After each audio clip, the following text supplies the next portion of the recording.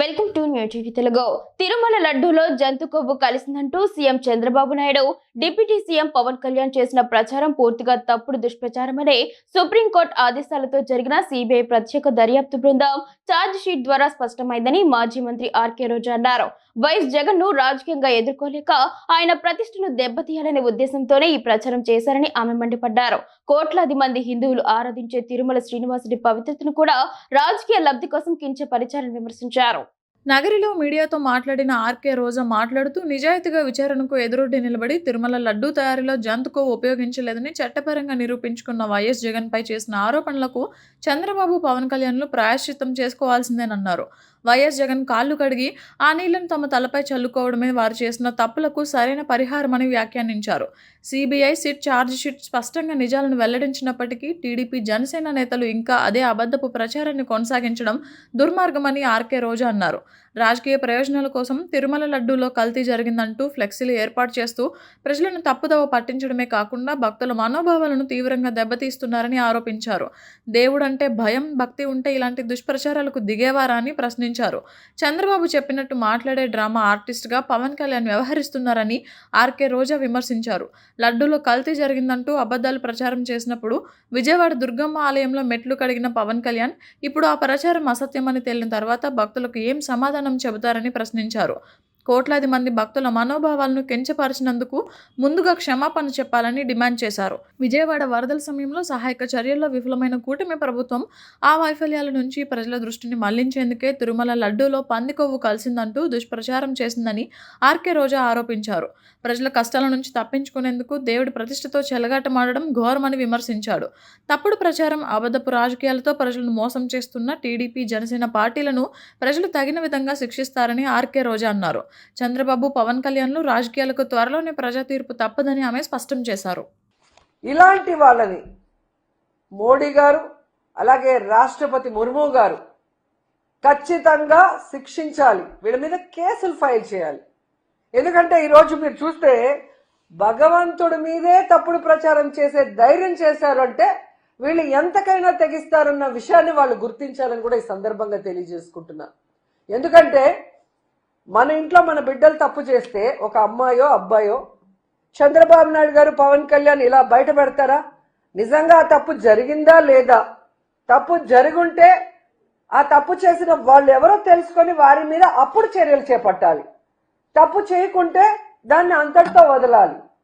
అలా కాకుండా దేవుడి గౌరవమే కదా మనకేం పోయింది అని చెప్పి ఏ విధంగా అబద్ధపు పబ్లిసిటీలు చేశారు. దీంట్లో జంతు కొవ్వు కలిసిందని, ఫిష్ ఆయిల్ కలిసిందని చంద్రబాబు నాయుడు చెప్తే ఇక పవన్ కళ్యాణ్ ప్యాకేజీ అందగానే ఊగిపోతూ దీంట్లో పంది కొవ్వు కలిసింది, బీఫ్ కలిసింది, అది కలిసింది అని నోటికి అద్దు అదుపు లేకుండా మాట్లాడిన విషయాలు, విజువల్స్ మీ అందరికీ గుర్తొచ్చుంటాయి. నిజంగా అందరూ గుర్తించాలి. వీళ్ళు సనాతన ధర్మం అనే ముసుగులో ప్యాకేజీల కోసం చంద్రబాబు నాయుడు ఆడించినట్లు ఆడే రాజకీయ డ్రామా ఆర్టిస్టులు అనేది అందరూ తెలుసుకోవాలి. ఎందుకంటే ఈ పవన్ కళ్యాణ్ సనాతన ధర్మం ఆచరించేవాడైతే సనాతన ధర్మంలో ఆచరించాల్సిన ఏది కూడా ఈయన ఇంతవరకు ఆచరించలేదన్న విషయం పబ్లిక్ అందరూ కూడా తెలుసుకున్నారు. సో ఎప్పుడు ఏ గెటప్ వేయాలో చంద్రబాబు నాయుడు చెప్తాడు, దానికి సంబంధించిన ప్యాకేజ్ ఇస్తే దానికి తగ్గట్టుగా ఊగిపోతాడు.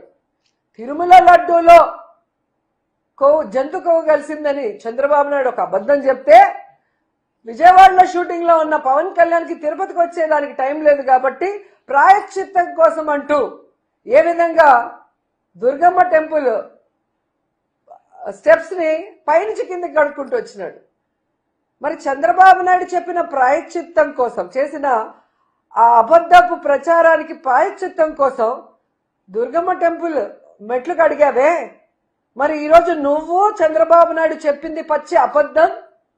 ఆ నెయ్యిలో జంతు కొవ్వు కానీ, పంది కొవ్వు కానీ, ఫిష్ ఆయిల్ కానీ కలవలేదు అని చెప్పి సాక్షాత్తు సిబిఐ రిపోర్ట్ కోర్టుకి ఇచ్చింది కదా. మరి ఇప్పుడు ఏం గడుగుతారు, ఎక్కడ గడుగుతారు? పవన్ కళ్యాణ్ చెప్పాలి.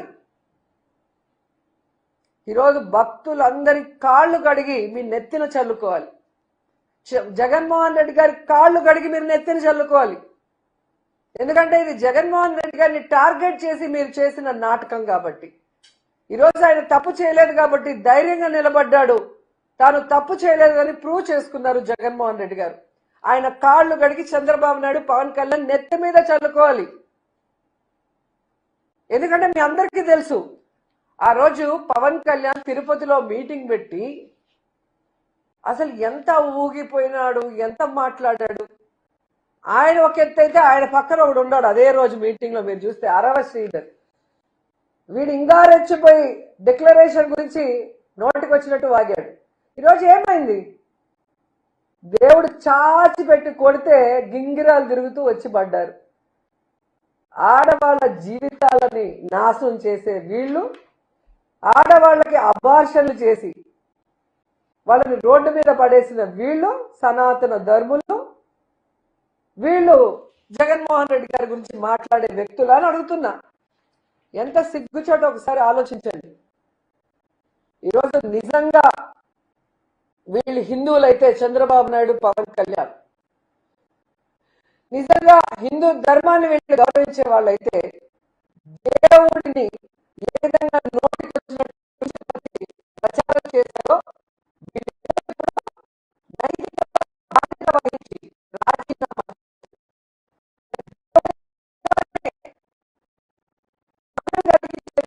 వీళ్ళే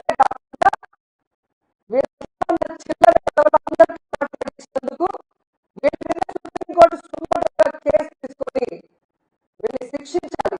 లేకపోతే ప్రతి ఒక్కడు కూడా దేవుడి గురించి మాట్లాడే వాళ్ళు అవుతారు. ఎందుకంటే ఆ రోజు మీరు హడావిడిని చూస్తుంటారు. ఒకడేమో మెట్లు కలుగుతాడు, ఒకడేమో వందే భారత్ ట్రైన్ లో భజన చేసుకుంటూ వస్తారు, ఒకరేమో సంప్రోక్షణ చేస్తారు, ఒకరేమో హోమాలు చేస్తారు. ఈరోజు అడుగుతున్న సంప్రోక్షణ చేసిన వాళ్ళని, మహాశాంతి హోమం ఎవరైతే చేశారో తిరుమల కొండపైన, వాళ్ళని అడుగుతున్నా, ఈరోజు ఏం చేస్తారు మీరు? ఏ మొహం పెట్టుకొని మీరు భక్తులకి సమాధానం చెప్తారని అడుగుతున్నా. ఈరోజు పవన్ కళ్యాణ్, చంద్రబాబు నాయుడు అండ్ ఇలాంటి తప్పుడు ప్రచారం చేసిన ప్రతి ఒక్కరి నోళ్లు పినాయిల్తో కడగాలని కూడా భక్తులకు తెలియజేసుకుంటున్నా. ఎందుకంటే మన భగవంతుడిని గౌరవించాల్సిన బాధ్యత, కాపాడుకోవాల్సిన బాధ్యత భక్తులైన మన మీద ఉంది. ఇలా రాజకీయం కోసం దేవుణ్ణి కూడా వాడుకునే చంద్రబాబు నాయుడు, పవన్ కళ్యాణ్ లాంటి వాళ్ళకి బుద్ధి చెప్పాలని కూడా ఈ సందర్భంగా తెలియజేసుకుంటున్నా.